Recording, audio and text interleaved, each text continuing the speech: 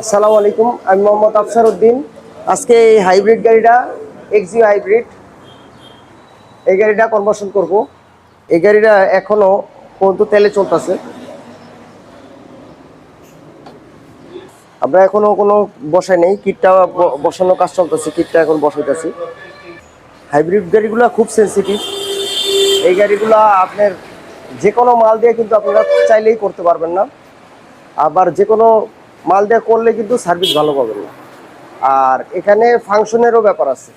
এটা যে হাইব্রিড গাড়ির যে স্পেশাল যে ফাংশনগুলো, এই ফাংশনগুলো যদি আপনার ঠিকমতো কাজ না করে, সেক্ষেত্রে আপনার এই গাড়ির যে সিস্টেমটা আছে, এইটা সিস্টেমটা ক্ষতিগ্রস্ত হবে। ঠিক আছে, এই ব্যাপারে আপনারা সাবধান থাকবেন, অ্যালার্ট।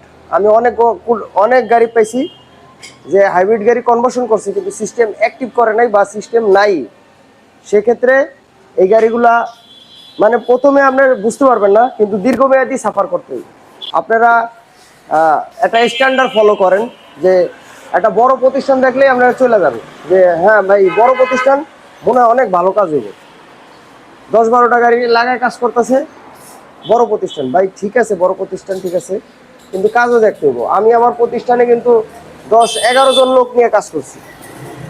তারপর লোক কমাইতে কমাইতে আমি কিন্তু ফিল্টার করছি, কারণ যে কোনো লোক দিয়ে কাজ করালে কাজে কিন্তু কমপ্লেন আসে।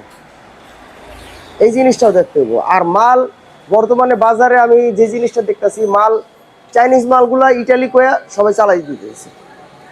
আপনার মাল কিন্তু চাইনিজ, কিন্তু ইটালি বলে আমরা চালাইতেছি। হ্যাঁ ভাই আসেন ইটালি দিয়ে করে দিব।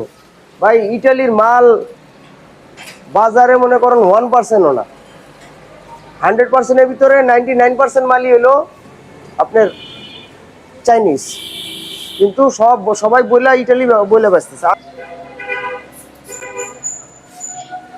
আর বাকিটা আমরা এলপিজি শেষ করে দেখাবো ইনশাল্লাহ।